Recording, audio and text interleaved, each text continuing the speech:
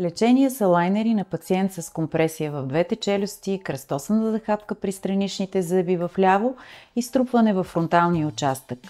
При Константин ортодонтите работихме ръка за ръка с специалистите по естетична дентална медицина.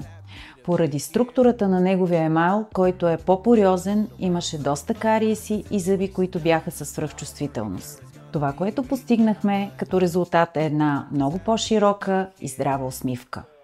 Разширихме зъбните дъги, осигурихме място на струпаните зъби и коригирахме кръстосаната захапка. I'm so happy to be here. Yeah.